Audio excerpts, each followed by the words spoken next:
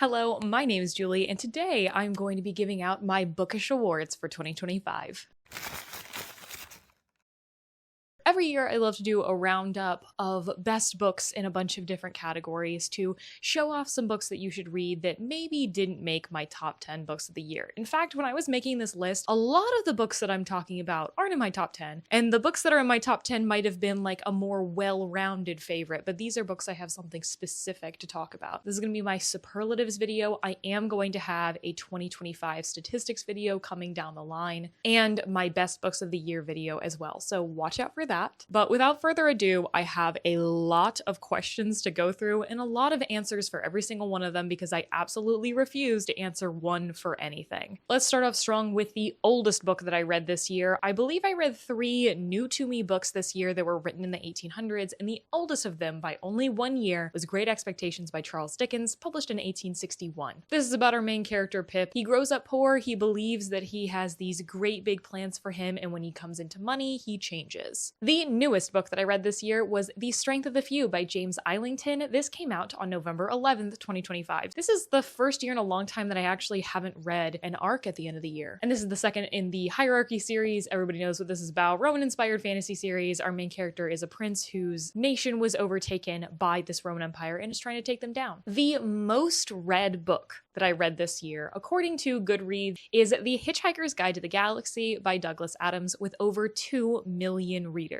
This is a classic sci-fi satire that is about what happens when a highway is built over Earth. And the least read book was The Teeth of Dawn by Marina Lostetter, which only has 252 readers. This is the last book in a trilogy. The first book, The Helm of Midnight, is about a magical serial killer that has somehow been revived from the dead. This third book was very interesting, but not for the reasons that the first book was, so The shortest books that I read this year, in the number 3 spot is The River Has Roots by Amal El-Mohtar at 133 pages. This feels like a new fairy tale. It's about 2 sisters who live on the edge of fairy and have to sing to the trees every day, and there are forces that are trying to tear the sisters apart. Number 2 is When the Tiger Came Down the Mountain at 128 pages. This is from a novella series called The Singing Hills Cycle that is about this cleric named Chi who goes around all these different places collecting folk tales from people, and in this one a tiger and a human are telling 2 sides of the same folk tale. And then the shortest book that I read this year was Rose House by Arkady Martine at 115 pages.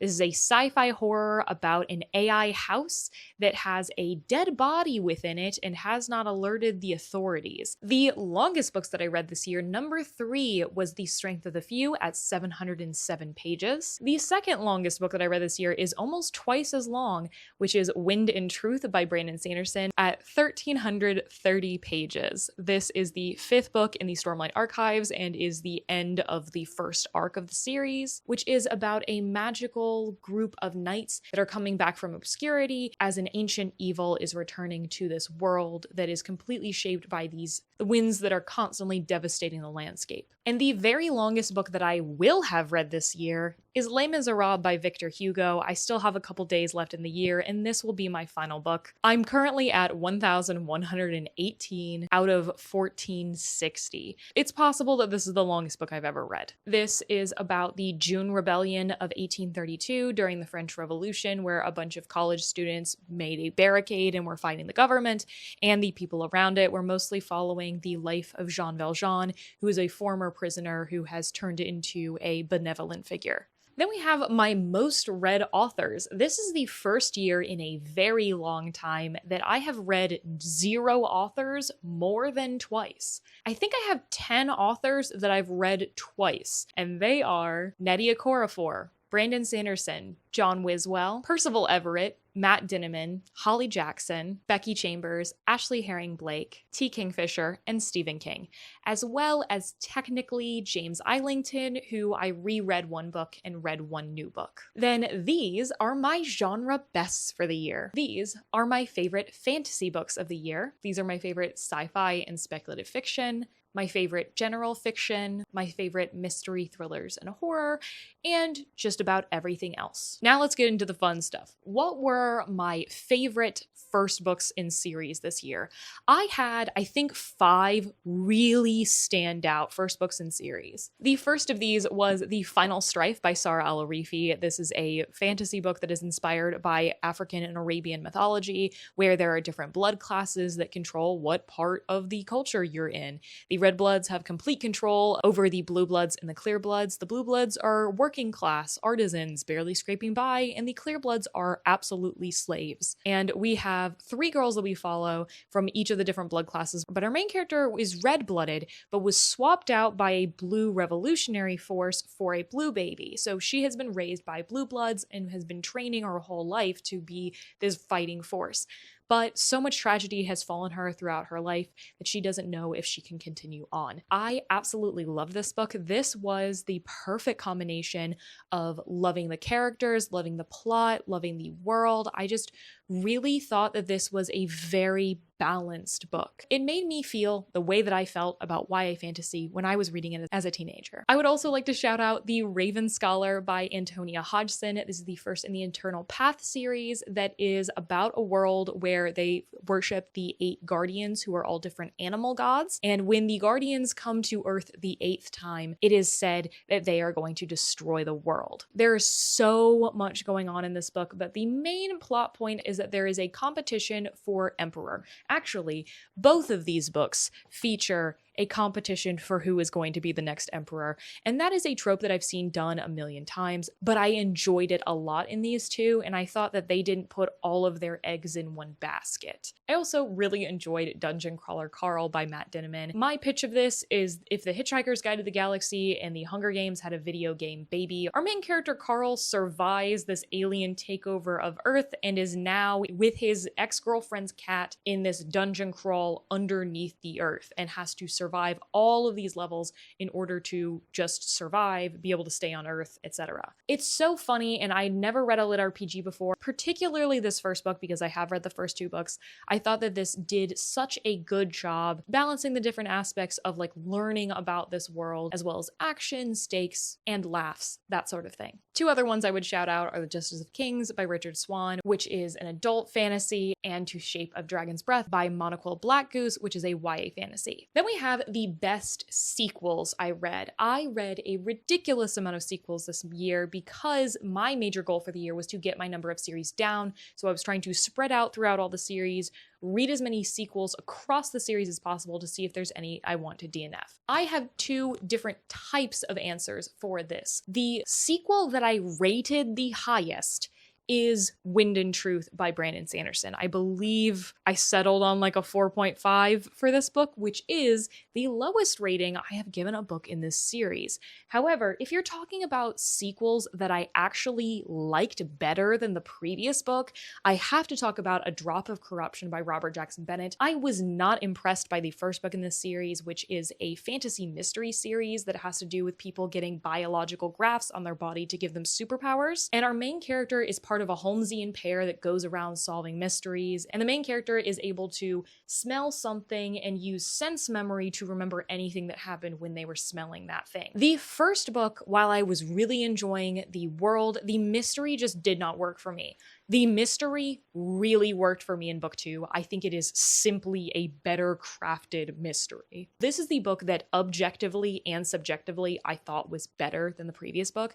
Though I will say, Nona the Ninth, I had a much better subjective experience with reading this book. I listened to the audiobook of Harrow the Ninth, which is one of the most confusing books I've ever read in my life. And while I believe that it is the best book in the series, objectively, the reading experience that I had with it was so poor because I couldn't follow what was happening with the audiobook. Reading Nona really brought me back to what I liked about the series. Then we have our worst and most disappointing sequels. The books that I rated the lowest, A Curse Carved in Bone by Danielle Jensen, I think I gave this a flat 3. I didn't love the first book, and I thought that this was worse than the first book. This is a Viking-inspired fantasy romance duology, and this is the conclusion, and I thought that this villain character that we decided to explore in this book was so mustache twirling uninteresting, when like we could have had something like a little bit more complicated in terms of our political conversations. Like, but instead you're like, oh no, this person is the cause of all of the violence and therefore everybody else is good.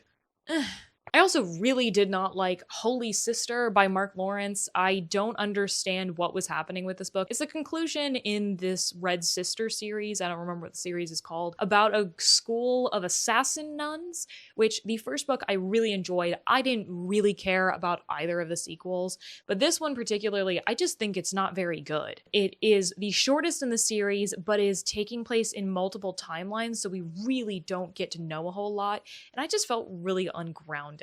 And I also really did not like Blood of Elves by Andrzej Sapkowski. This is the first novel in the Witcher series, and honestly, you could have fooled me.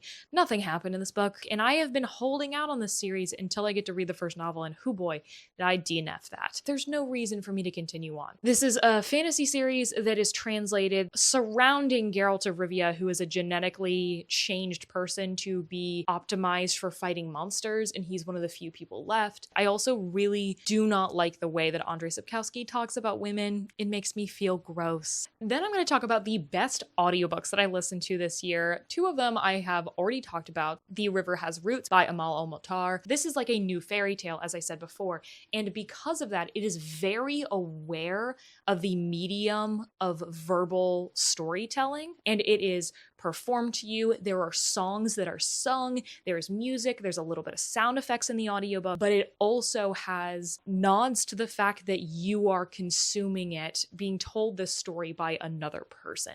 So I would really push you to listen to the audiobook if you are an audiobook reader. I also already mentioned Dungeon Crawler Carl. This is one of the most lauded audiobooks of the last several years. The narrator of the Dungeon Crawler Carl books has so many voices, is very emotive, and really brings this character and this world to life. Everyone's saying it, I'll add to the pile. The one that I haven't talked about yet is The Everlasting by Alex E. Harrow. This book is set in a world that's not our own, but inspired by the World Wars, and our main character is obsessed with this old story of Una the Everlasting, who's sort of like a Camelot-y type knight character. And he like went to war in her honor, like inspired by her story, has come back injured, is a scholar, and is really falling into a rut in his research about her.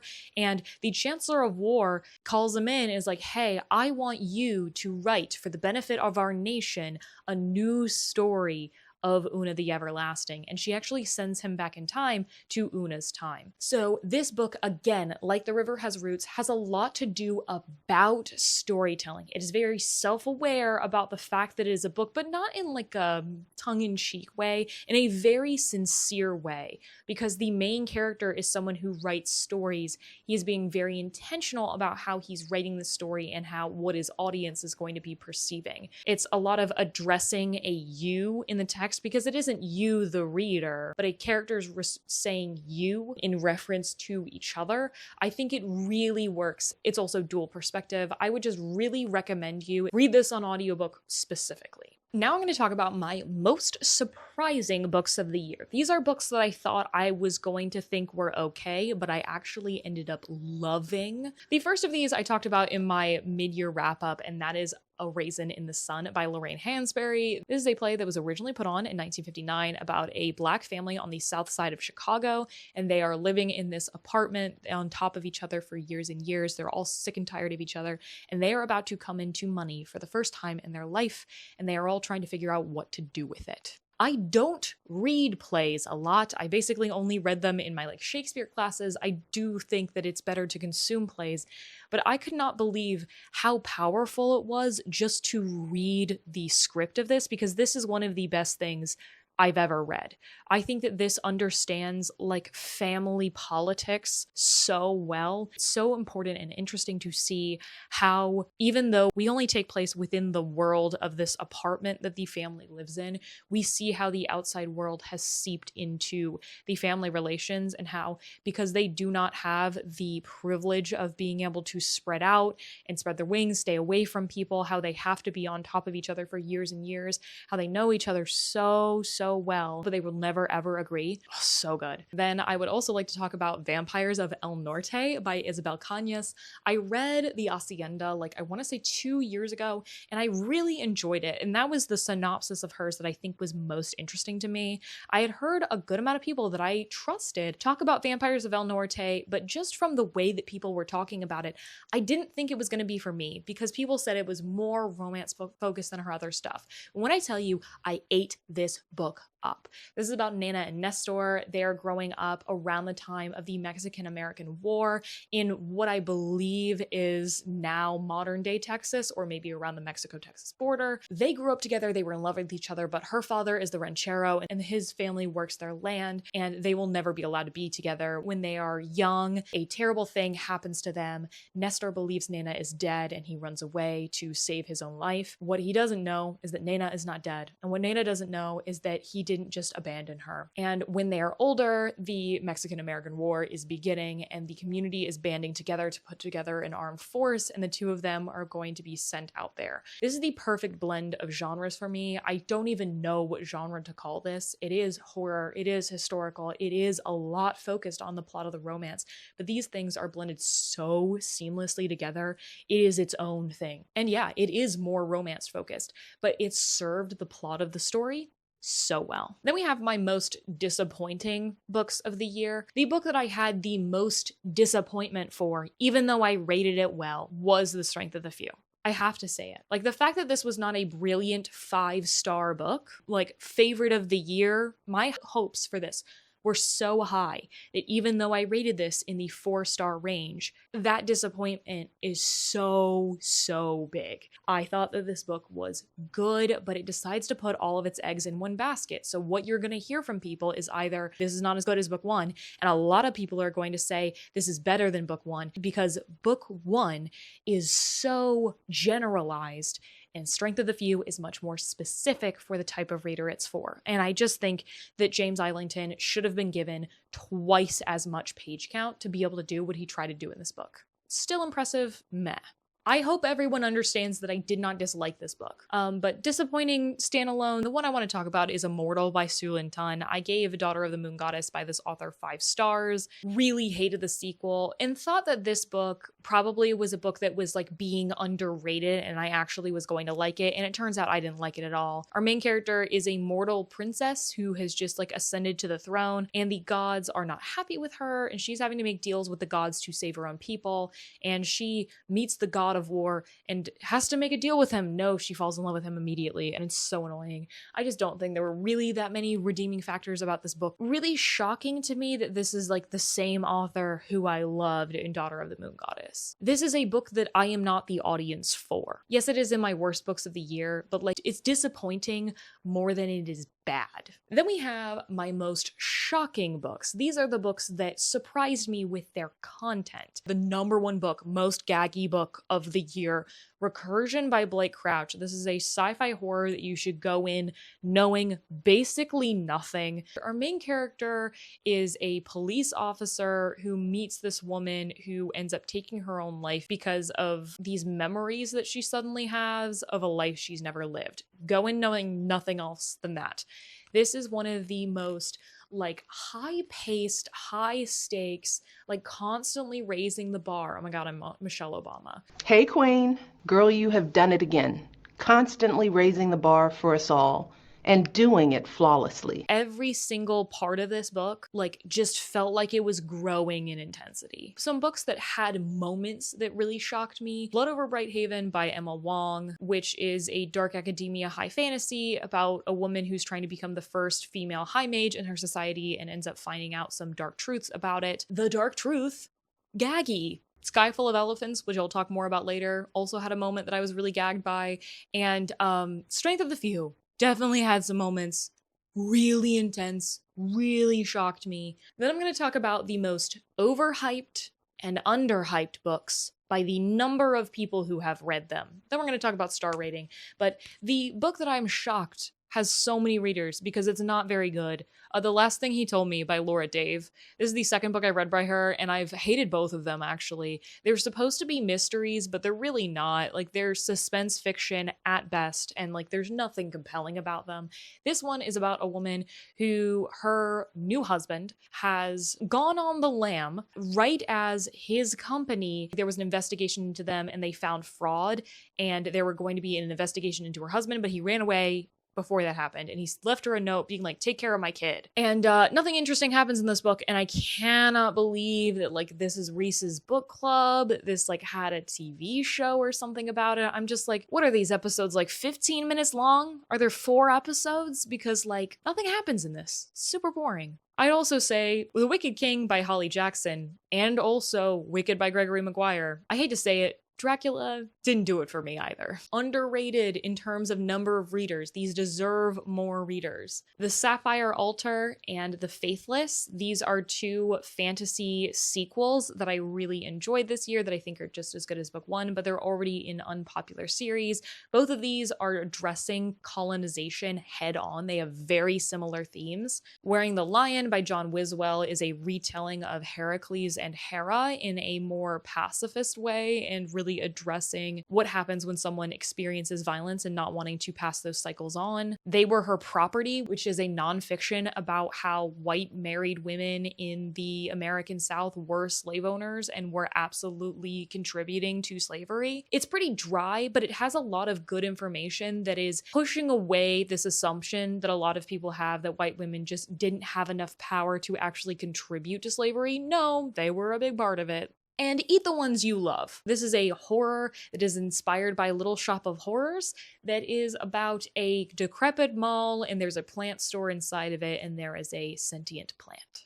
These are the most read books I read this year that absolutely deserve that readership, and the least read books that I read this year that probably deserve it. Overhyped books by star rating, actual average rating. Exit Strategy by Martha Wells. This is the 4th book in the Murderbot series, so of course it's going to have a high rating. People are only going to continue reading it if they liked it, right? Wrong. I'm the person who's reading it still, even though I don't like it. I have DNF this series safely after book 4. The series feels empty to me. I genuinely don't really get the hype for this series. Underrated? There's a lot of underrated books that I enjoyed, but a book that I cannot believe is one of the lowest rated books that I've read this year, that is one of my favorite books I've read this year, is The Memory Police by Yoko Ogawa. How does this have a 3.70? Ridiculous. This is one of the best books I read this year by a long shot. This is about an island where people are controlled by these people called the Memory Police, who can choose anything and just erase it from everyone's minds overnight. But our main character knows, because of her mother, that there are some people who are not affected by the Memory Police, and as an adult now, after her mother was taken away, she finds out that her editor, because she is a novelist, is one of these people, and she decides to protect him. I'm going to talk about this book more later. I do not understand any singular person giving this book a low rating. It has a little bit of a cold writing style. Like, that is the only thing that I could be like, yeah, sure, I get that not being your favorite. It's excellent, cover to cover. These are the highest rated books that I read this year that I believe should be highly rated. These are the lowest rated books that I read this year that I do believe should be this lowly rated. Then we have favorite main characters. I feel like there's so many like character journeys that I enjoyed this year, but not necessarily like the personality of the character isn't what stood out to me. But the book that I think the personality of the character has stayed with me the longest is our main character, Lenny, from Promise Me Sunshine. This is a romance general fiction. Lenny has lost her best friend to cancer, and she has been drifting ever since. She has completely cut herself off from the world, except, of course, she has to have a job, and she is doing nannying. The new child she is nannying for, the uncle, figures out, oh, hey, you're not doing well, you're struggling with grief. That's something I went through.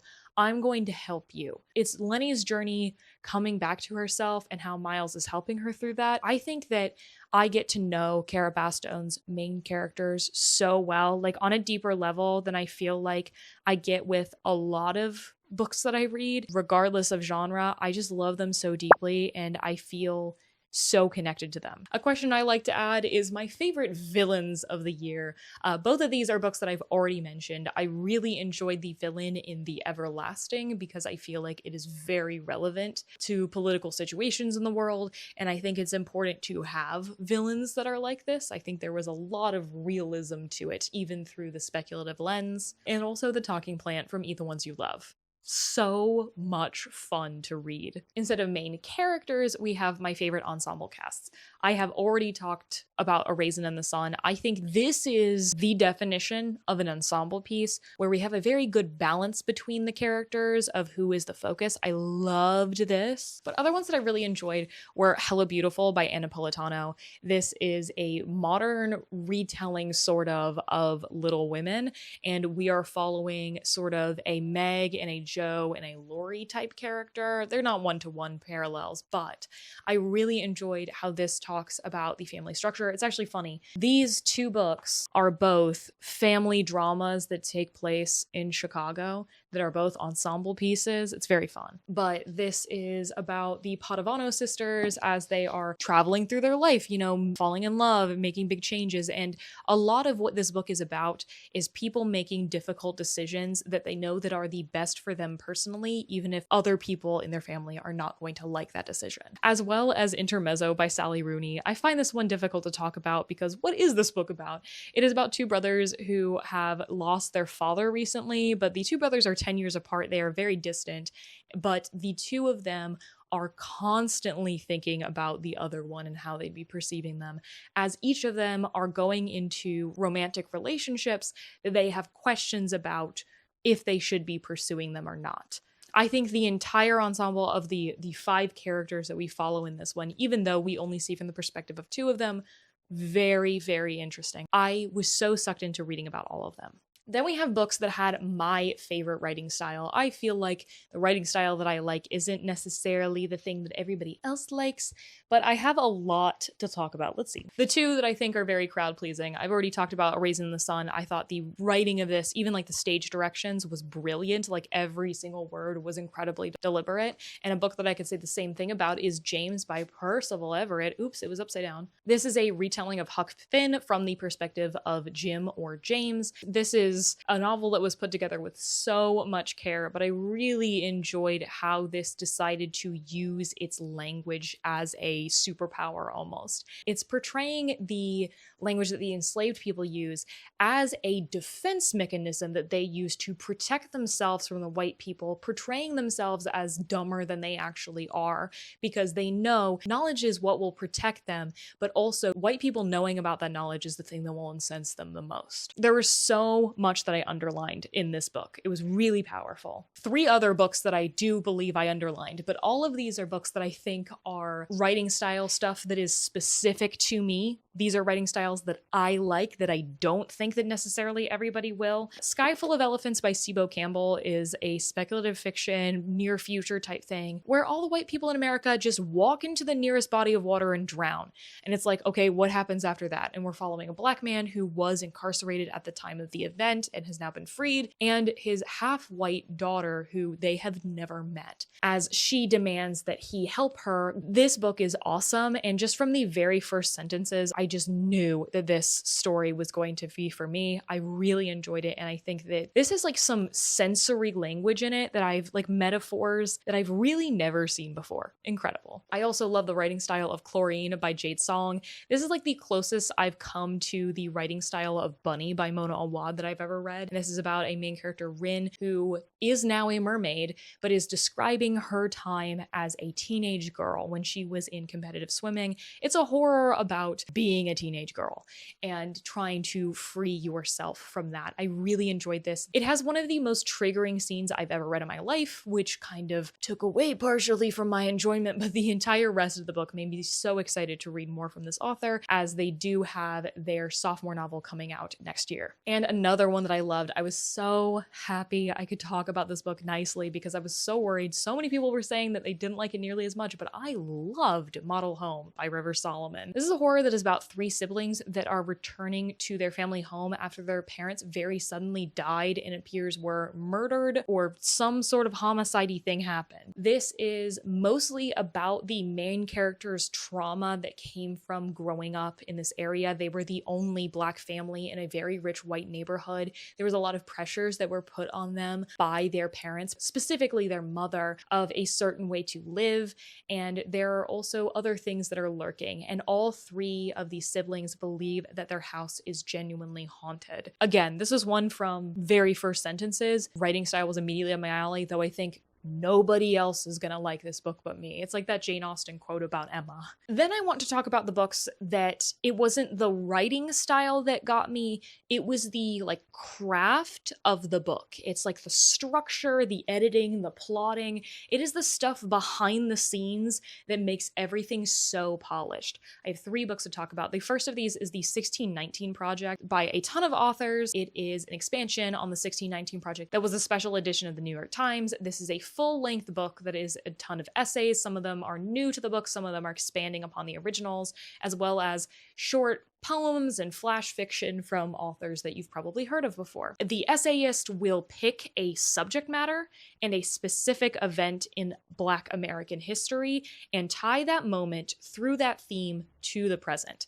The thing that was so massively impressive about this book is how cohesive it feels, even though it has 30 authors. The amount of editing that had to go into this book to make it feel so seamless. Incredible. And I learned so much from this book. I think I read this back in March, I want to say, and there were things that I learned in this book that the thing that comes to mind is in the 1619 Project, they're talking about minstrel shows, and that comes up in James. So there was a lot of knowledge that I was able to use in those books that came relevant later in the fiction I was reading. I've already talked about it, but The Raven Scholar by Antonia Hodgson has some of the best world building writing that I have read in a very long time. This has the best prologue I've probably ever read, as it very subtly gives you nods to the world. If you are a person who hates info dumping, here you go. This is the best book you're going to read for a long time. What it does is it integrates all of the world building into these scenes, which is what people should be doing. This is the author's first foray into fantasy, and I am so massively impressed with it. I've already talked about these two a lot. Craft.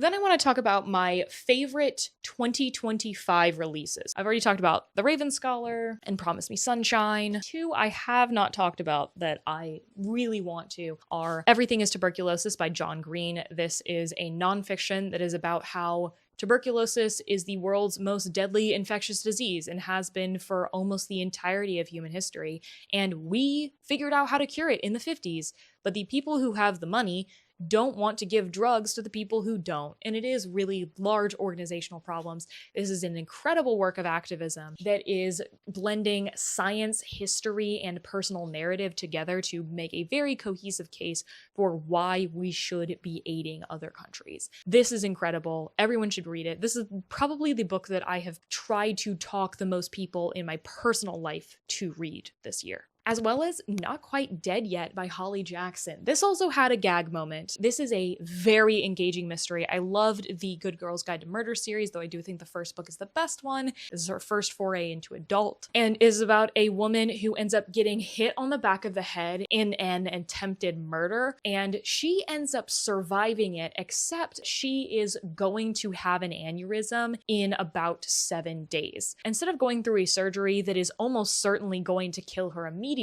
she decides to live those 7 days and finally do something with her life by solving her own murder. So compelling. I should have made a category about the most unputdownable books. This was one of them. This is just a very deliberately put together mystery with a lot of different clues for you, the reader, to put together. I just love how she constructs her narratives. This is a book that I could recommend to a lot of people. I was going to make a category of the most crowd-pleasing books, and what's really funny is almost all of the books books that were in my 2025 releases are the books that I would say are most crowd pleasing. So like Everything is Tuberculosis, Promise Me Sunshine, and Not Quite Dead Yet are probably going to be the books that I am going to talk the most people into reading. But what's funny is the books that I think are more for me and that nobody else is going to like are the books that had the writing style that I really loved. Then we had the books that made me the most emotional or made me cry. There were 2 books that I read this year that made me genuinely sob. And it's been a long time since that's happened to me. The 2 that I sobbed reading were Wind and Truth by Brandon Sanderson. This is the 5th book in a series. All the books are this long, and I've been following these characters for so long. Some of that crying was like well-deserved end of an arc sort of thing. Some of it was devastation because that felt cheap. But the other one that I sobbed reading was A Raise in the Sun. I could not believe how passionately I felt about this book and how real these characters felt just from the dialogue alone. But some books that I teared up reading were Promise Me Sunshine, A Woman Is No Man. This is about a Palestinian family living in New York City. We follow the mother character back in time when she has just married into this family and is having children for the first time, and her world is shrinking as they are allowing her fewer and fewer freedoms, even though she thought the struggle was sort of over because she had left Palestine. And then we are following her daughter in interchanging chapters as she, a teenager, is trying to escape this really strict household that she is trying to escape after her mother has passed away. This is one of the most emotional books that I read this year, for sure. Absolutely brutal, devastating, crying. For a book that made me laugh, it's Dungeon Crawler Carl, for sure, 100%. It's the humor of the text, but also the bringing to life of it in the audiobooks that I am borrowing from my friend. I don't have any books that scared me, but a book that grossed me out? Chlorine by Jade Song. Oh my god, every single person that I have told the gross thing that happens in this book, they clench up their whole body and say, why did you tell me that? And that's what the experience of reading that in the book was. I want to add a new category. The book that should be most turned into a movie or TV show. I need Sky Full of Elephants to be a miniseries yesterday. I don't feel like I have to expand upon this if you read it. Like, this feels like a miniseries. I think this is incredibly conducive to that sort of plotting pacing. I could already picture the cinematography. I need a team to be putting this together yesterday. Then we have the book that I think is the biggest accomplishment that I finished. I have 2 I want to talk about. This is obvious answer for a lot of reasons. Number 1, it is possibly the longest book I'll ever have read. Number 2, it is the book that I have owned the longest without reading. I have owned this book for 10 or 11 years now, maybe even 12. I don't know. I've had this since middle school. Every single part of accomplishment could be carried by this book. But another one I wanted to talk about was The Spear Cuts Through Water by Simon Jimenez, who he wrote one of my favorite books of last year, The Vanished Birds. I went into this having heard so much more about it, and I swear to God, I read the first 100 pages of this book and it was gibberish. I couldn't understand it. And then something clicked and I suddenly got the vision. This is a book that is a double frame narrative where you are watching a play that is of this story, and you are also recalling the first time you were told this story by your Lola, I believe. But mostly we're following the story of these 2 boys who are trying to transport a god across the continent to save everyone from the apocalypse. I am so proud of myself for sticking to it and getting to the point where I understood it. And anybody who's ever told me, oh, why don't you DNF? This is why. But the reason why I should DNF is because of the worst books I read this year. I made a post that was the 9 or so books that I rated like 2.5 or below, but the only book that I decided to give a full 1 star this year, maybe I should be reconsidering that because there's like 1 or 2 that I might bump down into the 1 territory, but the worst book that I've ever read, possibly in my entire life, is The Pisces by Melissa Broader, which shocked me because I have previously loved a book by Melissa Broader. Did I think that I was really going to like this book? I think I was going to give it like a 3.5.